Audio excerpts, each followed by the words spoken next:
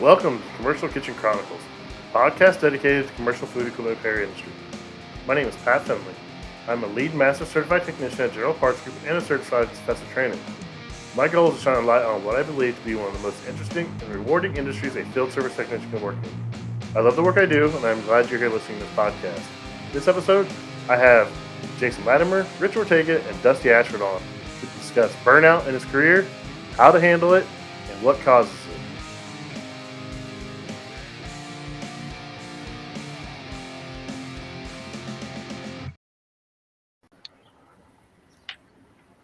What's up, everybody?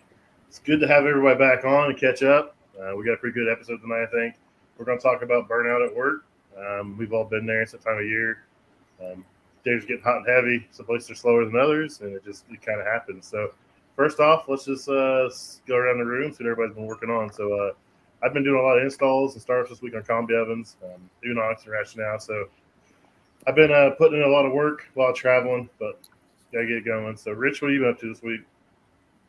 A little bit of everything. I still got a trainee riding around with me, so they're putting me on. I mean, they always put me on everything, but it seems like I'm just doing this, that, and the other. Probably a good amount of walk-in stuff. I guess that was last week. You saw my crane video where I did that change out. Today, I think I was telling you earlier, went and looked at a unit where one of our guys diagnosed a compressor and gave my uninvited second opinion about that. and it's about it so far, man. It's been a lot. After today, I can't even hardly remember half the stuff I've done this week. Burnout. There it is. Been doing a lot of PMs this week. A couple service calls here and there. Ironically, quite a bit of walk-in stuff, refrigeration stuff, which I'm not a fan of, but it is what it is. But for the most part, bunch of PMs, we're kind of catching up. We got really busy last month, kind of unusual for that time of year. That last month and the month before, so we kind of, I got some PMs to catch up on this week and next week, and hopefully I'll be good after that. So fun, exciting PMs, Sweet. Jason had a little traveling. Was that last week you were on vacation?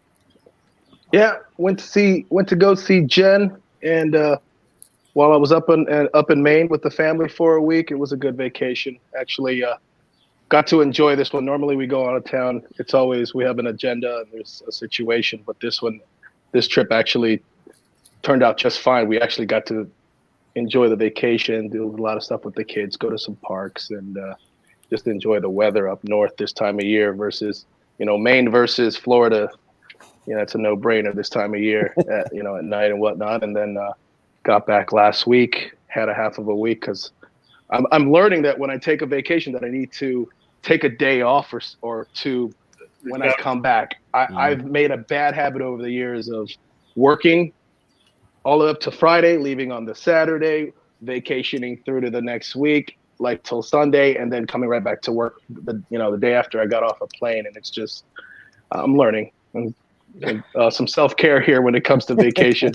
But this week we're wrapping up Q2 PMs and we're going into Q3. So Q2 is ACs and walk-ins.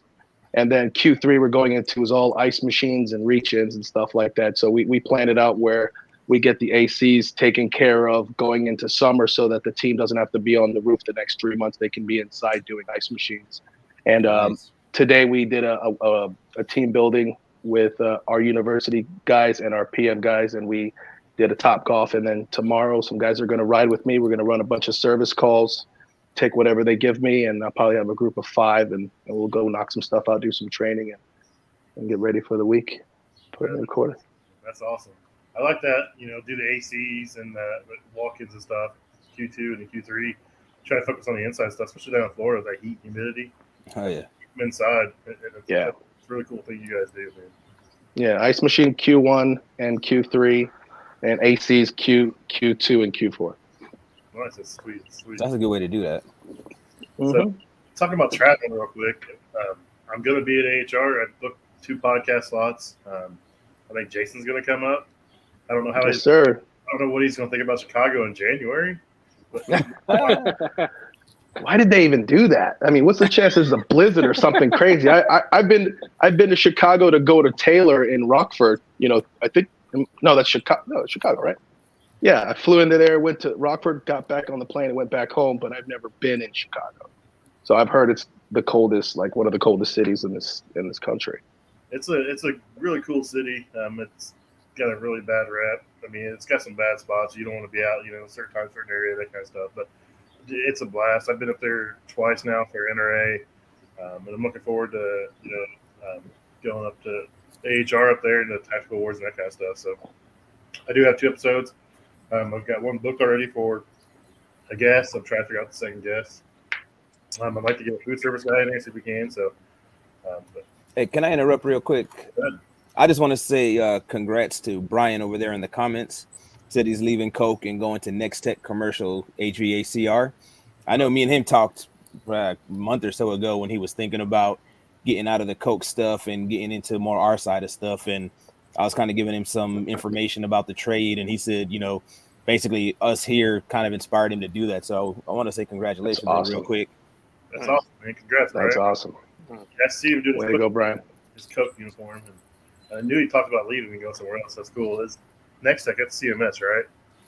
Yep. Mm-hmm. Man, those guys are everywhere.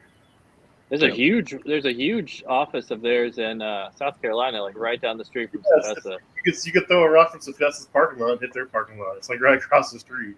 I don't know if that's I see like them the every main once in a hub. while. Yeah, they're here too. I see them doing a lot of PMs, and they seem like a huge company. I see them everywhere. Isn't that who Reefer guy works for? I think so now. I think Used to be Custom Cooling. Now I think it's Next Tech.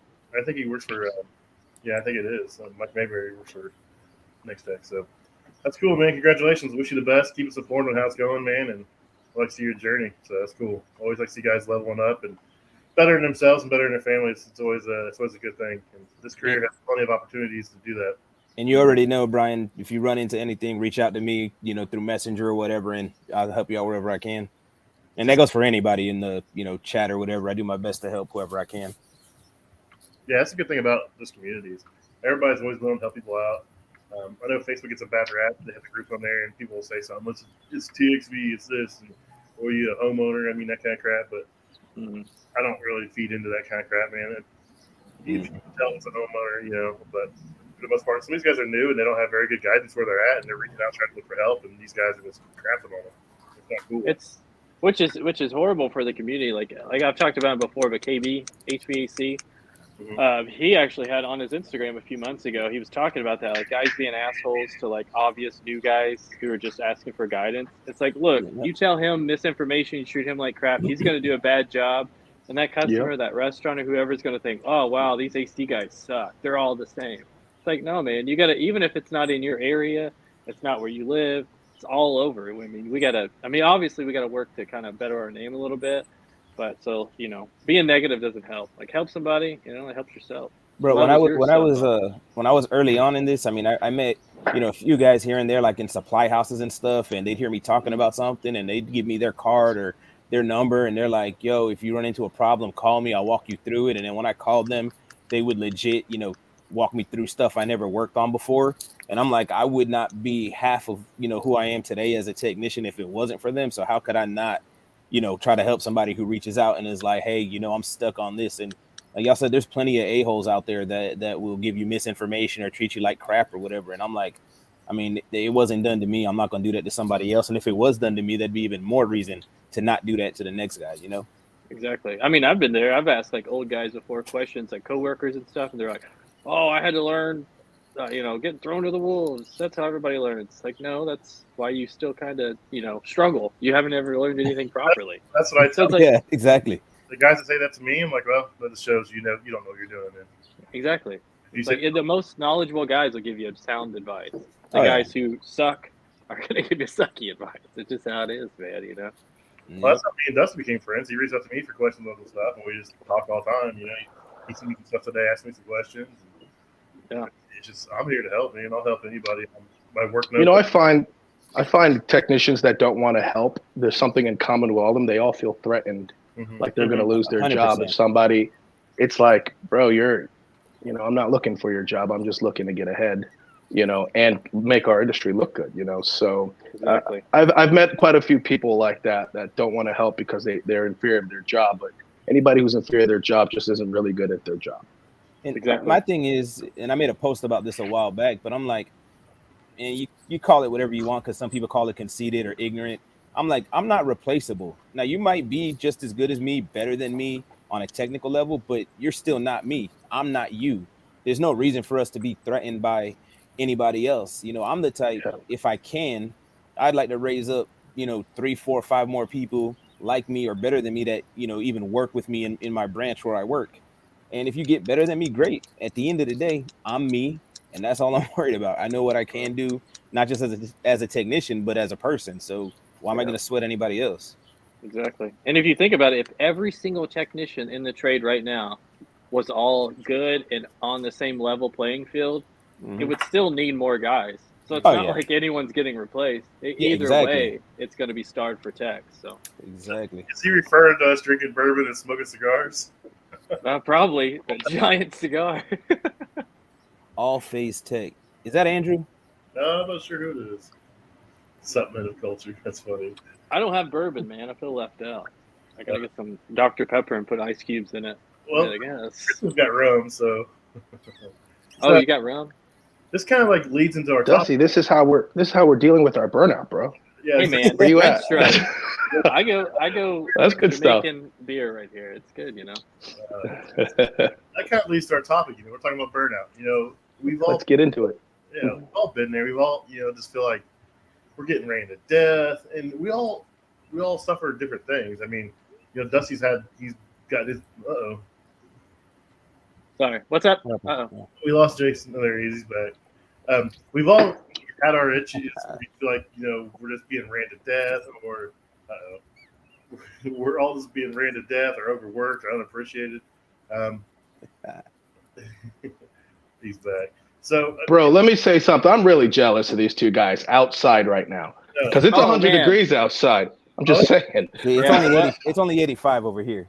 I'm a little chilly. I might need a jacket or something, I'm sorry, Pat. Go ahead. I'm over here angry. This is Andrew. That's my boy over there, Mr. Worldwide. Is it? That's cool. So, burnout. Dusty brought it up, so I'm going to let Dusty lead it. I mean, what's your definition of burnout? What do you feel is burnout? I mean, what do you consider burnout? I guess personally with me, I work a lot of hours. I think we've talked about that before. So, I'm not really too shy from that. I'm pretty accustomed to it. But I guess burnout in my eyes would be, and it could be induced by working a lot of hours, but most of the time it's, I love my job, very passionate about what I do. I like the stuff I work on, like the trade I'm in, I like the manufacturer, what I'm saying? Like I enjoy all of it. So burnout to me is when I just kind of feel myself looking at it like kind of like a job, where it's mundane and kind of drollish, and I don't really have that fire, that passion, that drive that I want to have. And sometimes it just will get you out of nowhere for a couple of days. You're just like, yeah, I'm doing it, but I'm not as passionate as I usually am. And then usually I'll just, it takes me a little bit just to get back in it, and then I just self-positively talk myself. And then a lot of times I'll read like an instruction manual, like a service manual, or watch some videos, and then kind of like re-stimulate my brain to kind of get back into it. But it happens, I don't know, once or twice a year, and it just gets to the point where you're kind of like, I love what I do, it's fun, but I don't have that passion like I usually do. So that's kind of what burnout to me is. That went a different direction than I thought you were going to. Trade. I'm not beating you up. So and that's kind of along the lines I think. I figured yours was going to be more like I'm not picking on you whatsoever, so don't take it as that. I'm never going to pick on you. You see a lot of younger guys. My boss doesn't appreciate me. I'm just a number, and I thought that's the direction you're going to go. So I'm really happy that's not the direction you really went. So that's where I thought it was going. Dodge the bullet, Dusty. I did, man. Woo! Studied up. That means everything I thought I was going to say on this podcast just went out the window. Oh yeah, right, podcast over. See you tomorrow, guys. Dusty's pretty wise for his young age. How old are you actually, Dusty? Me and Rick were talking earlier. 34. I just What? turned 34 in June. No, Yeah. no. Oh man, I'm Go baby. Why am I too young or do I not look 34? 20s, dude. Oh yeah, we thought you were No, in your man. like mid late 20s. 34, man. I got the baby face. I can't get rid Yeah, of it. you I try do. to grow a You look- mustache. You looked uncuffed, man. Okay. Look a little raw. Well, that makes sense then. So, I think of burnout. I think of the same thing. I'm going through the motions. It's not always hour related. Like sometimes it can happen when I'm only working 8 or 10 hour days, and sometimes it happens when I'm working 15-hour days. I don't think it's I think it's mine. I think it's my own head. I think I get in my own head and cause it to myself. I will lash out at others because I don't know how to direct it. But when it's all said That's and done, honest. I realize that it's really my own fault. No one's making me do the things I'm doing. I get overwhelmed because I take on too many responsibilities. I don't know how to say no, so I take on too many responsibilities, and it kind of just always ends up biting me in the ass. And that's when mine really starts to kick in. Mm-hmm. Same. And like I said, it's not really hour related, or I'm not really overworked. I mean, sometimes I will work a lot. I think late last year, I was busting through some hours, and I think it kind of got me physically, but it was like the more I did it, the more I kind of, was able to have my head in the zone and like actually perfect what I was doing. Actually, the slower days is when I feel the most kind of burnout feeling for me, honestly, because it's not because you have more downtime. You have more time to really be like, well, this kind of sucks. This could be this way or this could be that. But like when you're going like running and gunning, I don't really feel it. I still like what I do. I still enjoy it. And it makes me want to do it even more. So it's more of like a mental thing with what I'm doing. But I know a lot of guys now, you hear them like, oh, we're working 8, 10, 12-hour day, or I guess not 8, but 10, 12, 14-hour days, whatever. And that's more of like a physical burnout, or I guess burnout, like you said, with your employer, which luckily I'm thankful to have a very understanding company that I work for. And usually I went to my service manager, even GM many a times, and just like, hey man, I'm just, I guess a little in my head, feeling a little burned out. And then always I get positive responses like, oh, we've all been there. Keep your head up. You're doing great. Blah, stuff like that. So I am lucky in that sense. I don't feel like a number or anything, and I'm too good to replace. You know what I'm saying? So. That's what I'm talking about. Rich, you ever get that feeling? You or Jason, either one of you guys ever get that? Like, I burnout. I think my burnout these days, it comes to two things. One, kind of like Dusty said, if I'm too slow on work or it's too easy, I'm like, seriously, like give me something that's gonna like make me, work, make me think. I want something that's gonna give me, trouble. Aside from that, my main focus or my main cause of burnout, I would say, is going behind guys and then catching stupid stuff that they missed. That just gets me like in a mood, and like I'll call my direct supervisor and be like, dude, it's 12:30. Is it too late in the day for me to quit?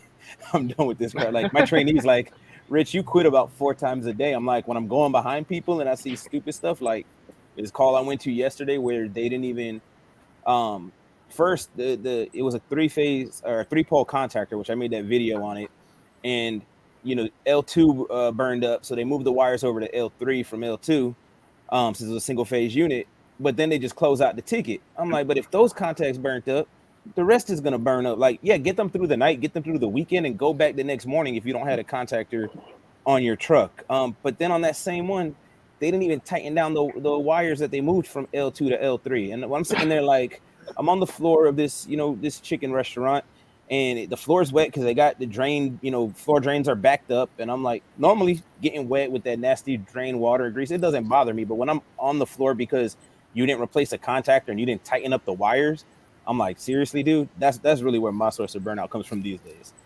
Yep. Gotta use those moments for teaching moments. I mean, we've all got the guys we work with, unfortunately, that you try to teach them. It's just, that's what kind of gets me is you get the guy that you try to show him time and time again. It's like the same mistake over and over again. I'm like, man, we've been through this. We showed you. Why are you still doing this? So I get that. So, Jason, what about you? Yeah. So guy in the world. It's been a long time since I've been burnt out. And what I had to realize is that I needed to stop focusing on the situation I'm in, because we all put ourselves in the situation we're in. We are where we are because if you're taking responsibility. But I just set my mind on the goal, and that's making a 5, 10, 15, 20-year plan. And I know what my end goal is. And as long as I'm working toward that, I don't feel like I'm spinning my wheels. So I used to get a lot of burnout because I didn't have any goals and I didn't understand where I was going. But I do know where I'm going now as I've matured in this career and whatnot. So it has a lot to do with people kind of just, you know, it's everyone's different, but some people are like, their motivations is their family. Some people are living check to check. Some people are living beyond their means. Some people are in a situation that they can't get out of, if they stopped working, so you have to ask yourself, if you took 90 days off, would you be okay? Would you be okay if you just stopped working for 90 days and didn't do shit? Right. Probably not, so I think if you look at the what your motivations are, what makes you come to work, not we all want to be there, but why do you have to be there? Right. So do you have any hobbies? Do you have any interest? If there's something you like race cars, you have a lot of hobbies, Pat.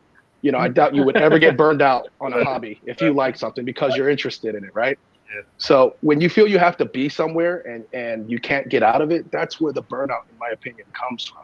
So you got to look past your situation now and set some goals and know that when you're slow and you have downtime, you should be thinking not about being slow, but what's the next step to get to that goal, So I think that's where over the years, it's like, I know what I want to do now and where I'm going.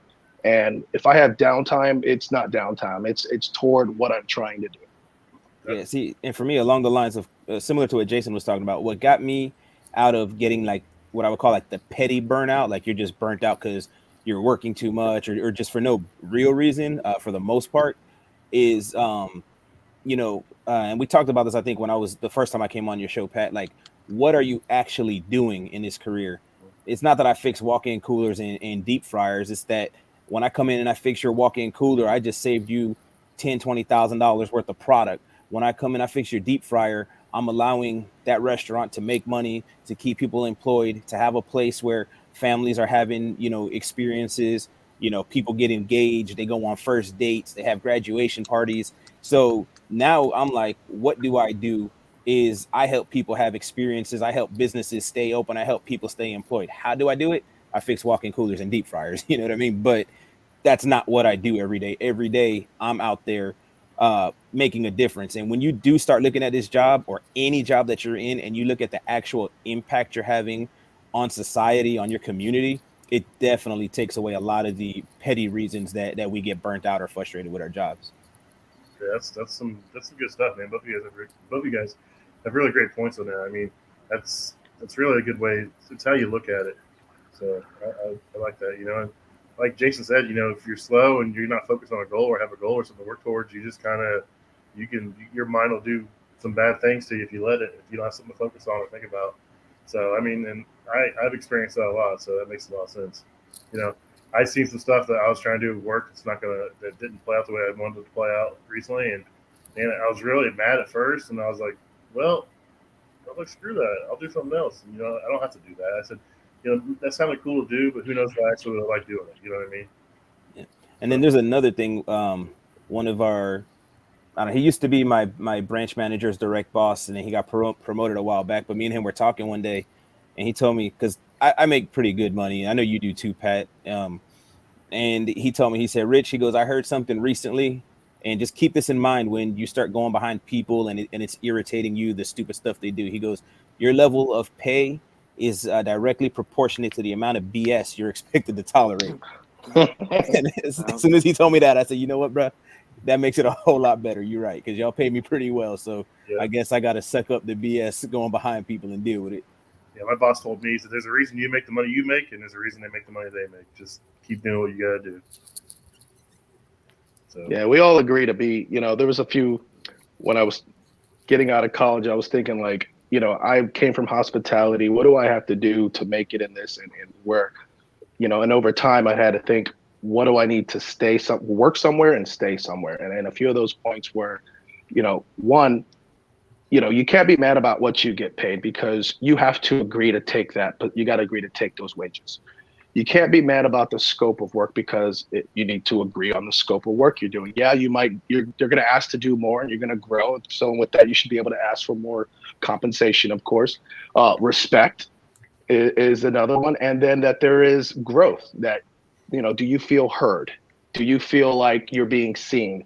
Do you feel like you're going to be held in a certain spot? But if you have these foundational things I like to call ground floor, you should be able to do. If any of those are in any kind of way not being, reciprocated with you and your employer, then that's something that's like, hey, am I being respected? Do I feel like the pay is being fair? Do I feel like I'm, doing agreeable work that I agreed on? And am I, so you got to look at your situation and where you are and why you are where you are, and go from there. You can always grow from there. And as long as you feel like you're going somewhere where you are, your company, to be honest, there's a lot of great companies. I have a great company. I'm sure you guys can vouch for your company. Sometimes the company in which you are in can only take you so far. Mm-hmm. So in some companies you could end up being the CEO, but in another company you can do the same thing, but you're going to bottom out it as an area supervisor or something. You just don't know it, but it all depends on your ambition, and no one's going to advocate for you better than you. So you got to understand what you are, what your worth is. You got to put the time in. Don't expect it to be handed to you, but you got to be mindful of your situation and how much time you're spending, because you don't want to be in the same spot spinning your wheels for 10 years when, you have a future. But if you don't know what that goal is, you're going to get really frustrated over time, because you're going to feel like, I like what I'm doing, but what am I doing? Why am I doing? There's what and there's why, Mhm. So just things to think about. I have a bad habit of expecting myself and others. So I think everyone else should have pride, integrity, and do the job as well as I do or you do. And that's not always the case. Some guys are never going to have the pride in their work. Some guys aren't going to have the integrity to always do the right thing. Yeah. And you can try to push them and try to steer them in that direction. If they're not going to go, then it's not going to go. You lead a horse to water, but you can't force it to drink. So someone once told me, quit expecting you and everybody else to be a lot happier in life. Yeah, that's my biggest thing. And I don't even expect people necessarily to do that well, but I do expect you to at least try to do that well. You know what I mean? And like I tell people too, I'm like, dude, do your best. And if your best isn't good enough, call somebody, because somebody on our team can walk you through it and their best will be good enough. But a lot of these dudes don't try, and that's what drives me nuts, especially when I see like basic stuff. I went behind a guy who changed a headmaster on a remote ice maker, and we kept having follow-up calls on this unit. It kept having leaks and whatnot, and it ended up he never replaced the dryer on that unit, and the dryer was broken and leaking, like center of the dryer. And I'm like, dude, not only did our company refund this customer a bunch of money, it's something like 4 G's that they refunded him, but I'm like, all you had to do was take 5 minutes and change the dryer. Like, that's part of the freaking job, dude. How did you not do that? That's probably why TXV went back, because that stuff was stuck in the TXV. That royally pisses me off, Rich. Royally. That's what I'm saying. Like, people that mess up because they didn't know any better or they made a simple mistake, I'm like, all right, cool, no big deal, whatever. We all do it. I do it, you do it. We're all gonna always mess up. But I'm like, but when you didn't do something basic, we had a guy, this was last year sometime, diagnose a bad compressor, and they sent me behind him to go install it, but my supervisor was like, just double check before you change this compressor out. And I'm like, it's 90 something degrees out, it's on a walk-in that's outside, I got to climb up the building and then over another wall to change this compressor. So I fire up the unit and I hear the compressor make a noise, and I'm like, please tell me that's not the loud noise he was talking about. And I let it run again, same thing. Well, the compressor was basically, internal pressure relief was going on because the head pressure was too high. He didn't check the condenser coil. The condenser coil was filthy. I cleaned the condenser, turned on the box, and that box was 90 something degrees. 4 hours later, the thing was at 10 degrees. And I'm like, again, we had to reimburse this customer a bunch of money because they rented a freezer trailer and a bunch of other stuff waiting for us to get the part. And I'm like, dude, all you had to do was clean the condenser and we would have been good. And he called the senior tech for advice, but when the senior tech said, oh, well, what was your head pressure, what was your Amtrak? Oh, I already climbed down, I'm not going back up there. Oh no! I'd lose it. I would. That's where I start to get, like I said, that burnout from going behind people doing stupid stuff. It's something like that. Like, I mean, y'all see, I keep posting videos. Don't do anything until you clean the coils. Make sure the evap is clean, the fans are running. Make sure the condenser's clean and the fans are running. Once you do those, have at it. But you don't do those, and then again, because I'm also the type that I look at the company's money like if it's my money. I can't expect a raise if we're not making, certain amount of profit. I can't expect ours if we don't have a good reputation out there and the customers feel confident in us. So when I go behind people, like I said, I see stupid stuff like that. Yeah, that kind of that burns me a little bit. It's also like you said, like you look at the company's money like it's your money. That's a super good habit to be in. In the off chance that one of us or someone in this trade wants to start their own business, it's good to already be in that mindset habitually to think of it being your money. Because when it's you don't have the habits down and the techniques down to be like, oh well, this is like my money. If you always treat it like your money, one day it might be your money. So you're already there. Good point. So Jonathan Klein had a really good comment a long time ago. I started so we get back to it, but is that your buddy, Jason? That's my assistant manager, yeah. Yeah. So he says burnout to me is the loss of balance in the technician's life. Have to balance passion for the industry, hours worked, work drama against the time of family, friends, hobbies, etc. Balance makes the world possible for us to even be living here. So he hit on a really lot of good points there. I mean, there's going to come a time and point where you're working for a company where, especially if you're very short-handed, you're just going to get your butt handed to you. You're going to have to work some hours. Unfortunately, it comes. But they have to respect you, too, when you say, hey, I can't do this. Say, hey, I can't work anymore. I mean, a couple of weeks ago, I had like 60 hours by like noon on Friday, and I was like, I'm going home. I can't do this anymore. My dispatcher's like, oh, I got 2 more calls. Go do them. And my boss looked at me. He's like, he's got 60 hours. It's noon. Just let him go home. Leave him alone. Right. I mean, but she's just trying to do her job too. She's got a job to get these calls scheduled and off her board, and she's trying to throw them on me. But she don't realize a lot of times, what it's like to do our job. So unfortunately, she's always, one more call. And sometimes that one more call is just enough to send you over the edge. Yeah, I took a sick day one time. I was exhausted. I woke up, to get ready for work, and I was dead tired. And I'm like, man, I'm not even feeling too good. And then the next day when I'm talking with one of my coworkers, me and him talk a lot. He's like, bro, you know how many hours you do throughout the month? He's like, your body was probably just telling you, man, sit down, shut up, and take a break. And I was like, you know what? I'm going to start doing that. I mean, mental health is just as important as your physical health. And yeah, I mean, I almost never call out. I mean, I don't take lunch breaks, not because I don't have to, but I just don't get hungry like that. I don't need to eat if I'm working. So I'm like, if a day comes and I need to take a sick day because I just need to decompress, cool. Or like I told you the other day, Pat, I'm like, since I don't hardly ever take lunch, I've told my direct supervisor who does the dispatching, I'm like, if you look on your board and it's 4 o'clock or later and it says lunch break, I'm not coming back. Don't call me. But I do enough, every other time that he's like, for sure, yeah, no problem. He joked around the other week because he called me at 3:59 and asked me to go pick up a call. And he's like, I bet I called you right before you hit lunch. I said, you sure did, lucky. And I went, I ran it for him. But since I always do that when I'm like, hey, I need time off, I need to go home a little early. Yeah, no problem. Yeah, I think the dispatchers should not see your pay, but see your hours, like right there on the same screen. Come on, it's 60 hours. Yeah. Let's. And at what point is there a liability of you being exhausted behind a wheel? And is it worth it?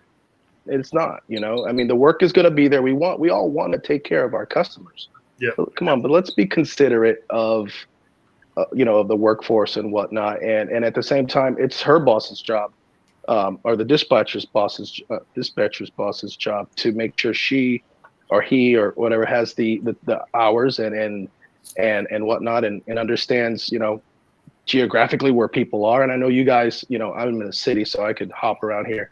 I know Pat says that he has to drive one way, like 2 hours for some calls. That's, you got to do what you got to do, but it's about being considerate, Yeah. So I mean, I don't make no bones about who I work for. I work for, Unlimited Service Group, which is a PT Holdings company. We're like 1,400 techs. I make no bones about it. And I talk to a lot of upper level management, the president of the company, the vice president of the company, field operations. I mean, I talk to all these people, regularly. And one day I put somebody working 21 hours one day, and that was right before I went to NRA show. And like She was like, "Why are you working those hours?" I was like, "That's not a normal thing." I was like, "That was just like a freak thing." She's like, "We don't want our guys working those hours." I said, "I know you guys don't." I said, "That was the thing." I said, "I started early. I worked late. I had a night job. Normally I go home, but a call kind of went sideways. I'd take care of it. So I was done at like 7. I was like, I could have just drove home for 15 minutes, turned around, drove back in. So I went to that night job and I had some other stuff to do there. And I went ahead and did it first. And the night job went sideways and it kind of just went, it kind of went wrong. I said, it's not a normal thing.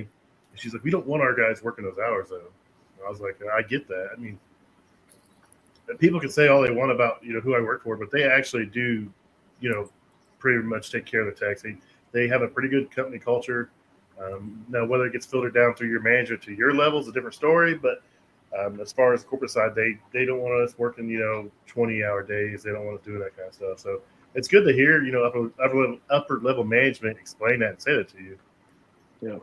Yeah, I'm fortunate. My branch manager and my direct supervisor were both technicians, and my direct supervisor, the amount of knowledge and stuff that he has is amazing. So he was a great technician from what I hear when he was out in the field.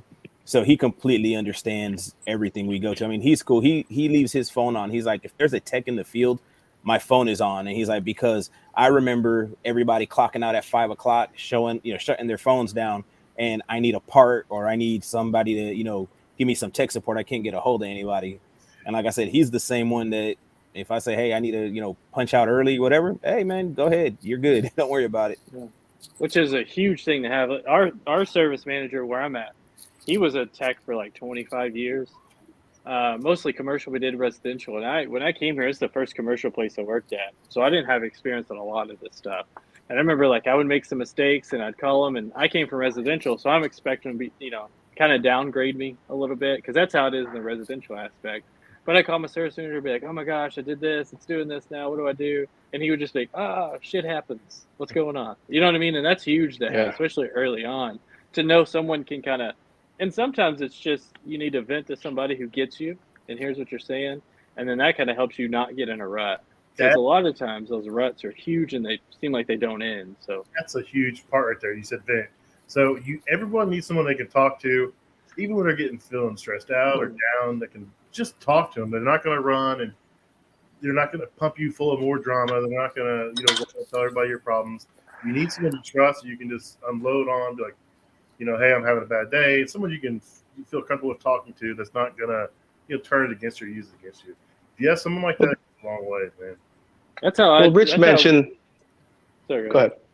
No, that's how it is with me, with you, Pat. Like sometimes I'll just call you and I'm like, what the hell? I'm pissed off and this is that and I can't do this. And you're like, man, just chill out. No biggie. Been there. It's this or, whatever. Or a lot of times if I call you and I'm in a pinch, you're just like, calm down. Yeah. What, and then ask me obvious questions. That too. And I can just bitch and complain. I'm like, I'm dealing with BS. You're like, dude, that's everywhere. Yeah. It's just everywhere, dude. Well, Rich had a segment the other day on one of his short clips about mentorship, man. Like who's your close mentor? I mean, I'm not asking for a name, but do you have one, right? Are you looking for one? I got it. Dusty? Yeah, Dusty. Me? I guess not really. I mean, like I said, I usually vent a lot to Pat and then sometimes my service manager, but we've kind of grown a lot. So he's kind of a lot more busy than he used to be, but I guess a lot of times, I'll just shoot Pat a text or talk to Pat. But as far as a designated, I mean, not really. So. Yeah, you could always reach out to me too, bro. I know we're connected on Facebook. Pat's got my number. I can give you my number if you want. And honestly, this goes for anybody watching or listening. Connect with me online and you reach out to me, whether it's a technical thing or just a personal thing. I mean, I got one of my coworkers, the guy that actually got me the job here. He's got no patience at all. And he calls me just about every day when he's fed up and he's like, I'm quitting. I hate this. And about 5 minutes later, he's like, all right, I'm gonna go get back inside now. I'm gonna get this taken care of. And I told him, I'm like, dude, instead of throwing a fit, just call me, bro. We're good. I mean, there's nothing you can say that is gonna rub me the wrong way or anything. So instead of you blowing up in front of the customer or blowing up on one of the bosses, bro, call me. I mean, whatever. I don't give a crap. You call me and cuss me out. Okay, good for you. Now get back to work. I really don't care. You know what I mean? And you need someone, when it comes to a mentor, you need someone who won't fan the flames. Because I've had people I've called before and they're like, yeah, it sucks, doesn't it? It's bullshit. I hate it too. And it's like, that doesn't help. You know, at the end of it, you're like, wow, Yeah. this guy's negative. When you were the negative one first, but you're like, wow, I'm never calling that guy again.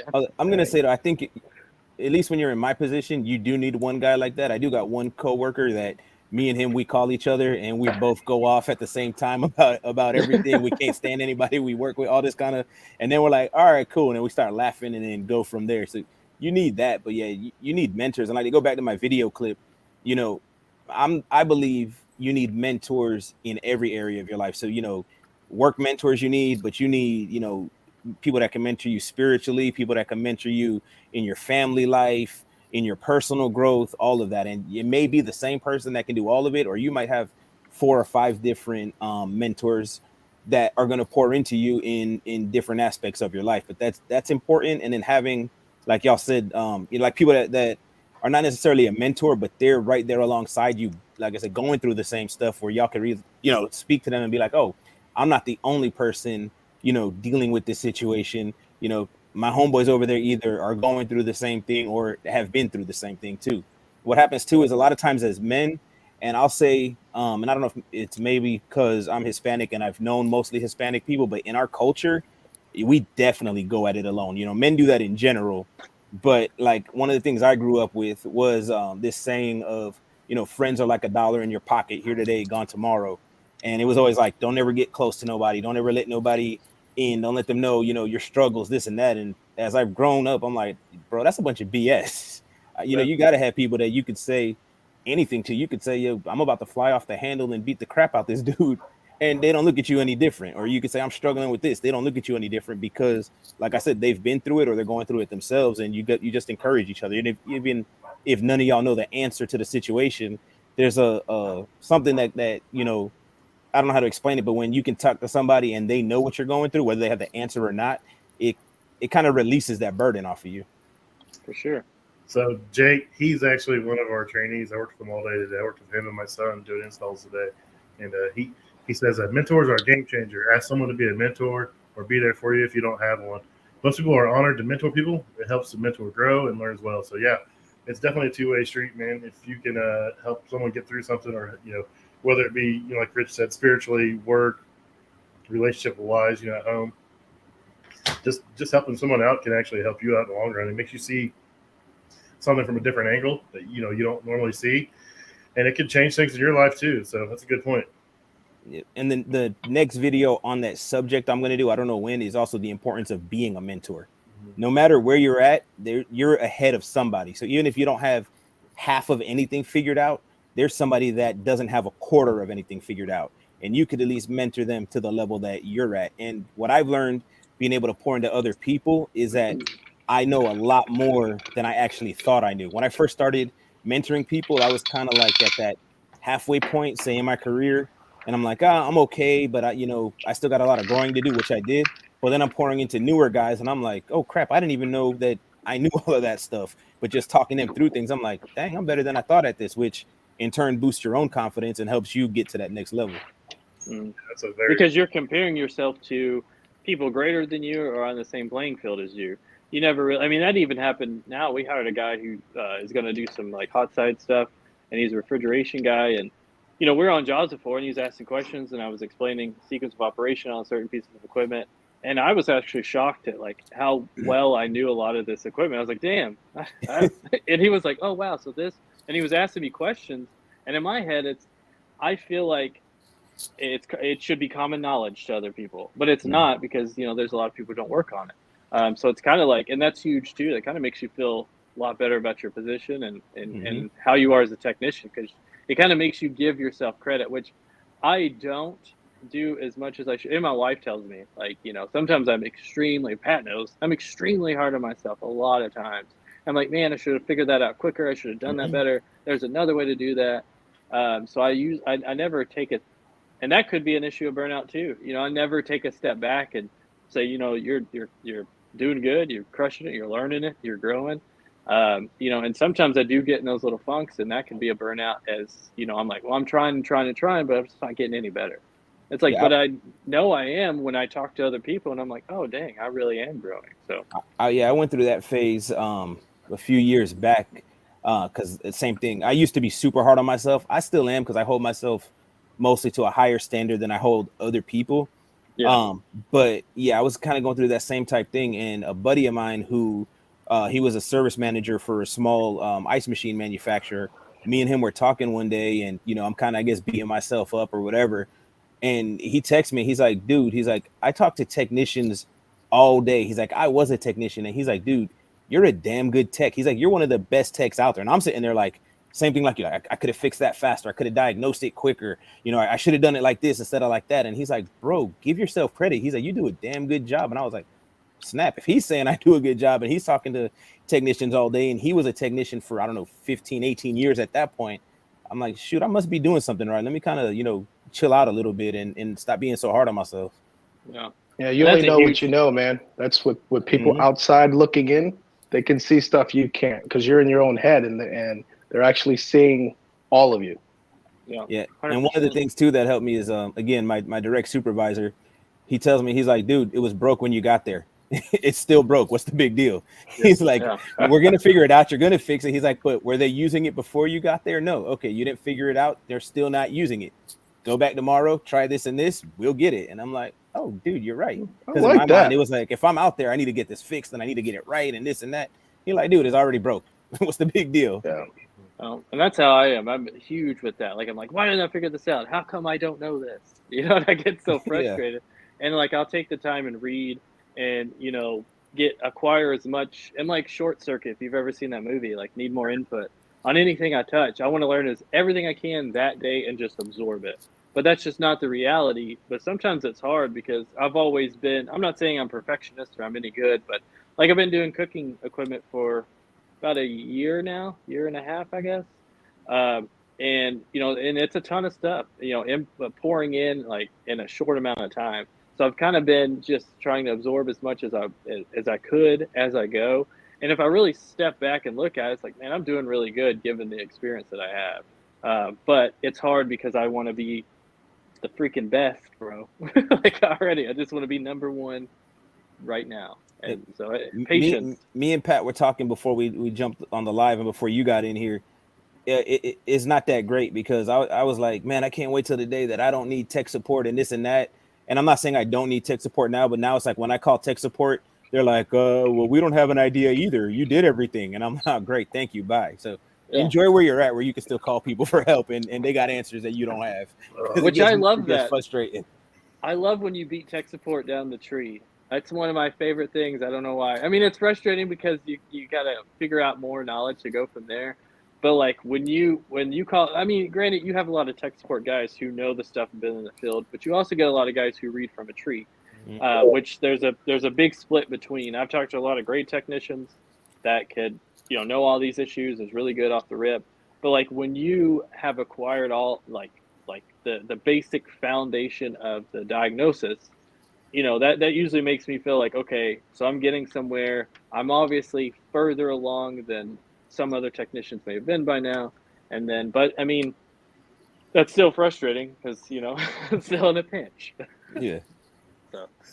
So when you guys are experiencing burnout, or when you did experience burnout, what do you guys do? I mean, do you just kind of suffer through it? Do you try to see your way out of it? I mean, what do you do? I know we talked about finding a mentor or someone you can talk to. That's what I do. Generally, I try to find someone I can talk to, whether it be my wife. My service manager has been a pretty good person for me to lean on over the years. He knows how I get, and he knows generally if he tells I'm getting in a funk, he'll call me, we'll talk, and I'll vent to him. He doesn't hold it against me. And then once I get it out, he's like, that's not really the case. You may think you're being overlooked. You may think you're being ignored. Blah, blah, blah. This is why we're doing this. And it makes sense. So, I mean, I rely on someone to make it make sense to me. And once I get it, I spit out what I'm feeling.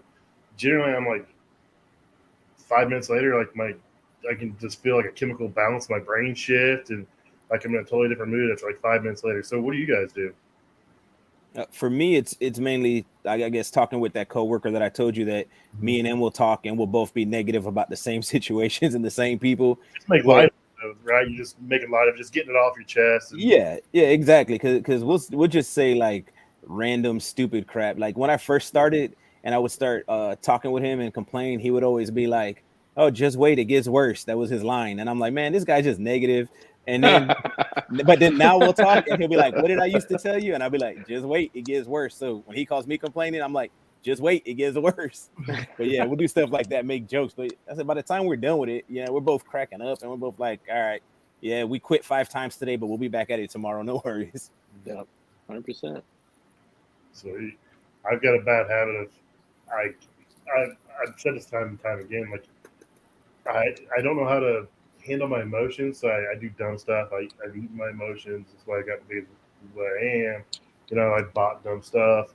As I was showing my train horn earlier, I don't know if you guys are all in here. Stupid Milwaukee powered train horn that I've been scared with. If it wasn't raining, I was going to drive around the golf cart and catch a walk. I got bad habits. And, you know, like I said, talking to someone is just pretty much the best thing for me. So, and I've talked to all you guys about some stuff. You know, I've vented to you guys about some stuff. It's good to have someone to talk to that's not going to judge you. I mean, we've all been there.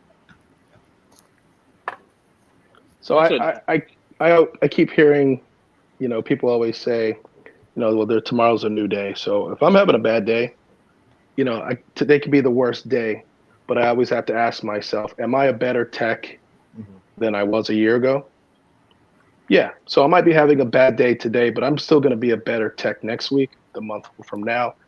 Tomorrow's a new day, you know, so you can beat yourself about it right now, but you know, if you got some goals and you realize that it's a progression and there's growth, then you just got to suffer through what you're dealing with that day. I mean, not to dismiss mental health or anything like that, but you know, sometimes you just got to be like, you know, call it a day, you know.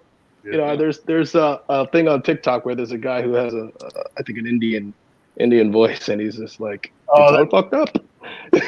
Oh yeah. So just go home.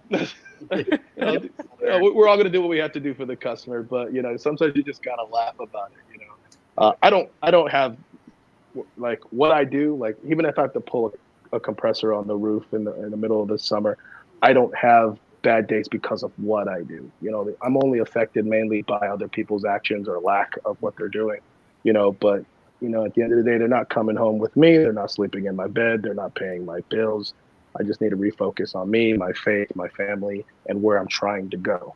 You know, so if you're going up a ladder, you're going to be off. You're on this step today, but tomorrow you're going to be on the next step. So just keep pushing. That's a good point, man. I've learned a lot from this episode. I mean, you know, I thought it was going to be a totally different way. You know, because I figured Dusty being a young guy, I figured it was going to. And not picking on you. I'm never picking on you, Dusty. You were just fixing it lashed, Dusty. You were going to get lashed. We were just going to come here and lecture you. That was the plan. He was ready. He was like, "Listen, young man." Hey, Dusty, if you've seen Short Circuit, then you've seen the movie Airplane, where that passenger, everyone's taking turns. Like, there's Pat first, then there's Rich, and then I thought for sure it was a speed coming in. I hate my boss. My boss doesn't respect me. My boss doesn't like me. My boss picks on me. And it went the way. So Dusty, you've made my night, buddy. I love you, man. That's awesome. And that's, I mean, like I said, I guess it's, I guess I didn't even know the true definition of burnout. But I mean, there is a lot of people who feel that way about their boss. And like I said, luckily I'm blessed in that sense. Took me a while, took me a few companies, but I finally found a situation where I feel like I'm respected. And when it comes back to like, you know, how we deal with burnout, and you guys said talking to somebody, that's, you know, I talk to my bosses quite a bit. And before that, it's my wife. That's number one. Mm-hmm. She's like a positive ray of sunshine all the time. So it's like usually if I'm frustrated or if I'm stressed, I'll just call her and I'm like, man, I suck at my job. I'm an idiot. I need to figure this out. And she's like, just calm down. You know, tomorrow, like she said it before, tomorrow's another day. Just calm down. You're the best. You're killing it. Look at how far you've came in the past year. Look at what you've accomplished.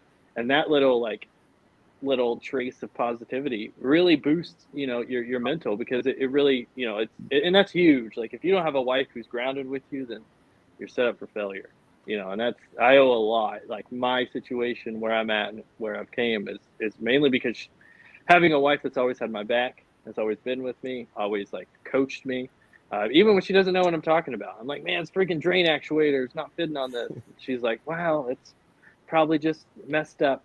Just take a breath and just look at it. And she's like, it's probably just That's great. a stupid part. It's just stupid. It's not your fault. It's so it's Speaking of drain actuators, which you get to the new one that Pitco's changed to, it's not. oh god. It's not even anywhere the same shape as the old one. You're like, how does this fit? It fits. That's how the Fry Masters are. Yeah. You have to fab the drain valve to get it in there. It's how those newer Fry Masters are. It's insane. So. That's awesome. I don't want to stay on too much longer because we're coming up on an hour. It's been a lot of great conversations here. But I do want to point out Randy Laz asked where we can find Rich Ortega's videos. So Rich is kind of everywhere. He started off on LinkedIn, and I've kind of talked him into going some other places. So he's now posting on Facebook and TikTok and Instagram. So you want to give your handles out real quick so people can find you? Yeah, so the most that I do my posting on is TikTok and Instagram, and those are both Rich in Kitchens. I think on Instagram it's like a period between each word, but I post mostly on there. I do a good amount of stuff on LinkedIn also. I do Facebook. Facebook is also Rich in Kitchens. LinkedIn is just my name, Rich Ortega. Facebook, I don't do a whole lot, but it's like if you're doing everything else, you might as well take the same video and throw it on Facebook anyway. But yeah, that's basically where to find my stuff. I didn't realize B works with you, Dusty. So yeah, he does. Mark, yep. He loves working on fryers. It's his favorite thing to do. Well, Jason, you want to tell everybody where they can find you? So we'll go ahead and get everyone. Oh yeah, JasonLatimer.tech.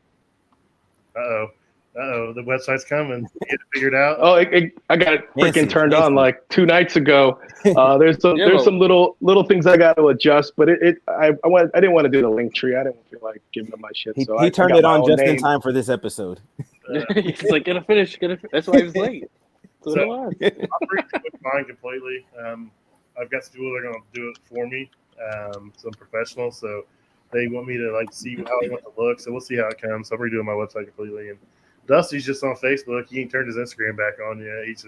He's chill. Well, I want to get a new one. I almost fell, man.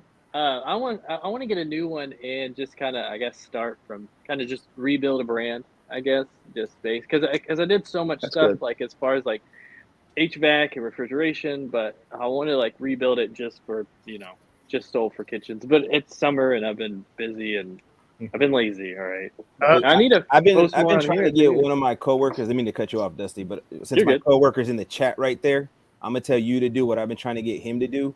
Do content on the transition from what you used to do to this, because this dude used to work on. First, he used to sell liquor to commercial accounts. Then he got into the trades and he started fixing refrigerated trucks. Then he went into residential HVAC, and now he's doing this. And I'm like, dude, if you threw content out there just on your transition, like your whole career transition to everything you did to what you're doing now and then how you're learning and growing, that would be some banging content. So that's what I would recommend for you to do. Not that I'm a content expert or anything, but that's just from the stuff that I've posted. I know what people like to see, or I'm starting to see it, and that would be great, especially for people that are like, man, I want a different career. I want something more fulfilling, something more challenging, and they might come across your stuff and be like, yo, maybe I want to give that a try. Yeah, and I've said that to people before, like when I switched from HVAC to kitchen stuff. I mean, I had a choice. I didn't have to do it, but I mean, it was kind of heavily could you please do this? which I'm glad that it happened. I mean, it was fate. But that's how I met some guys in the trade, and it was kind of explained to me as HVAC is there's such a correlation between what you do in HVAC refrigeration and what you do in kitchens. It's just all the same features, because I remember looking at a fryer and being like, what the hell am I supposed to do with this thing? But then it was explained with gas valves, ignition module, relays, thermostats, all that stuff. And you're like, damn, it's just a gas furnace. It's pretty much with more parts, and it's a little bit different, but it is a good idea. And that's how I've explained to guys, because we've been hiring guys and, talk to guys who just want to do HVAC and they don't do kitchens because everyone, I don't know. A lot of people, I don't know if it's like that in y'all's markets, but it's how it is down here. No one wants to really work on kitchen equipment. They don't think it's greasy, dirty. They don't want to be in the busy kitchen and stuff. But I think it's never been explained to them that's it's not such a scary monster. It's actually pretty simple. And the beauty of it, it's July, 100 degrees outside, and I'm inside. So Yeah. that's a big point for me. So That was my whole goal in doing all this is to really shine a light on what we do. I mean, it's a cool job. You do a lot of different stuff. So if you get bored easily, it's a good career for you. You can do.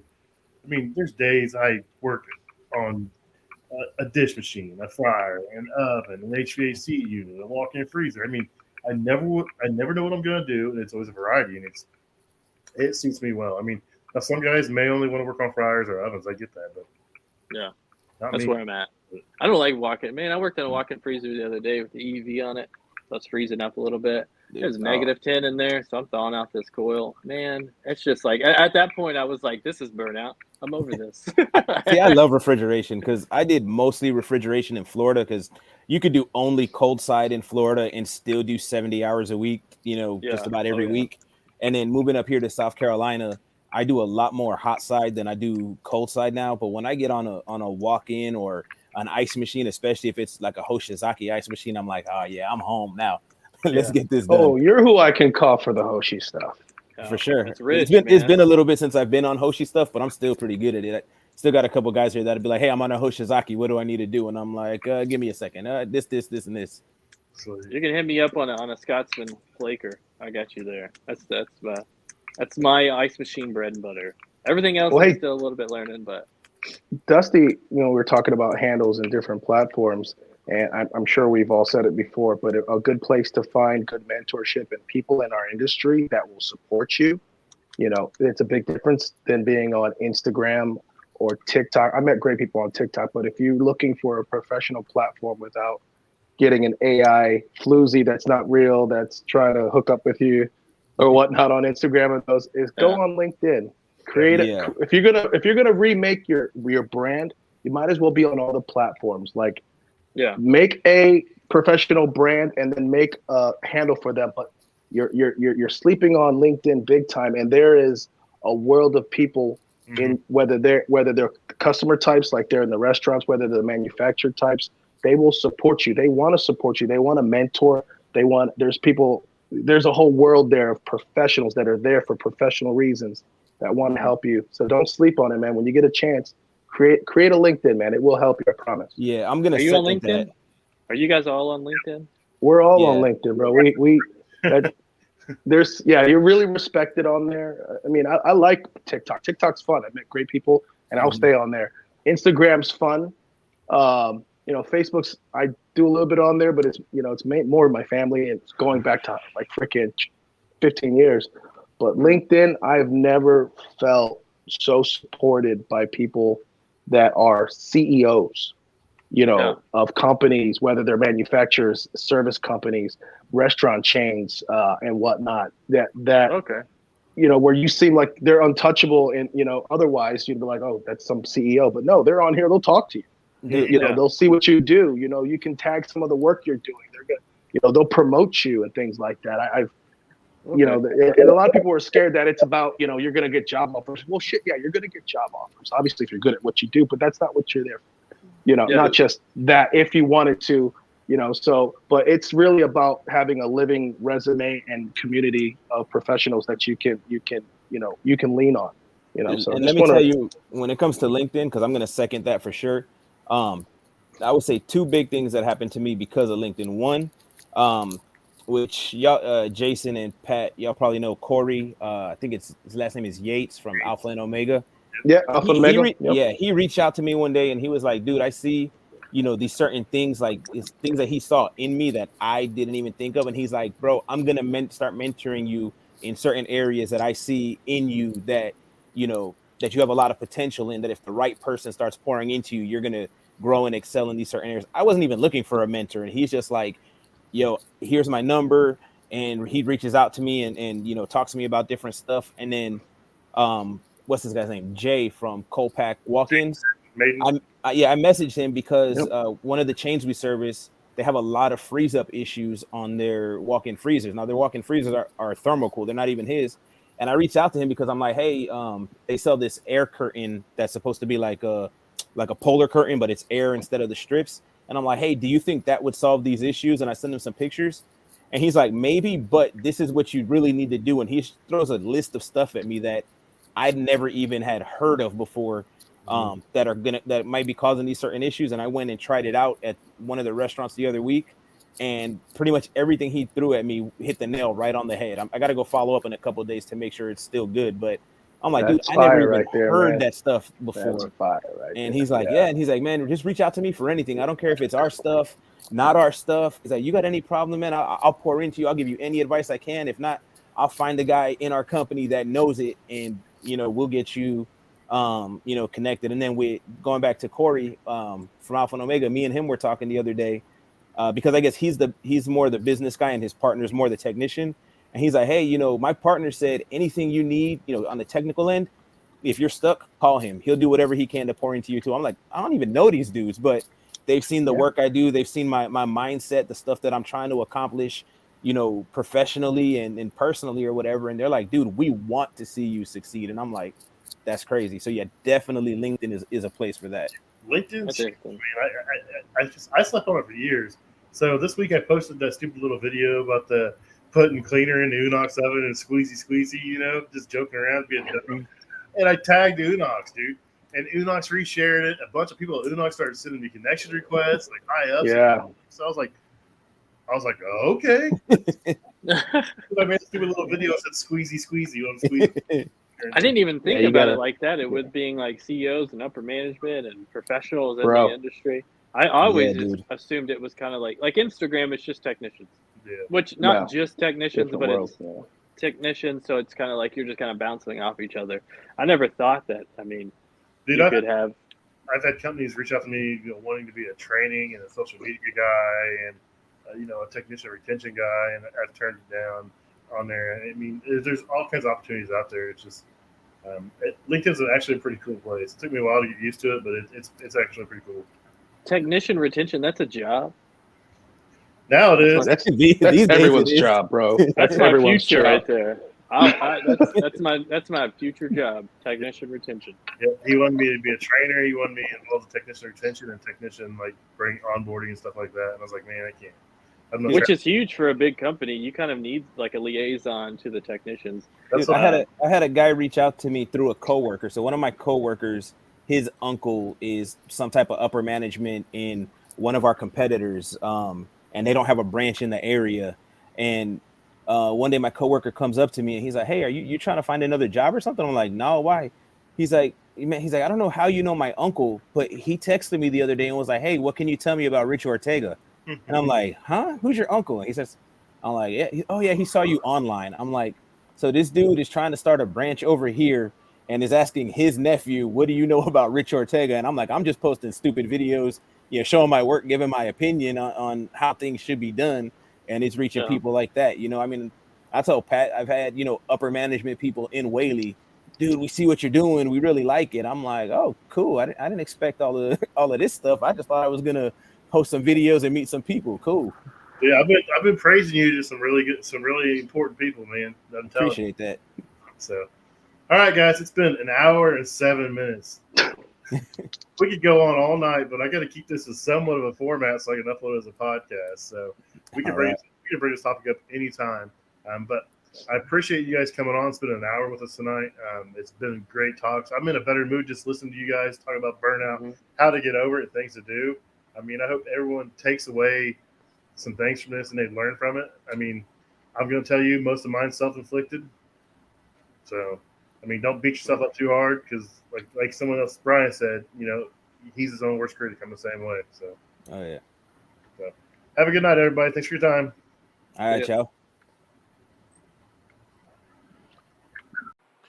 If you guys would, please consider subscribing, rating, and reviewing the podcast. It really helps us grow and helps us know which direction to move in. Also, if you have any suggestions for guests, please email me at commercialkitchenchronicles@gmail.com. Or if you want to be a guest, email me. Love to have you guys on. Thanks a lot. See you next week.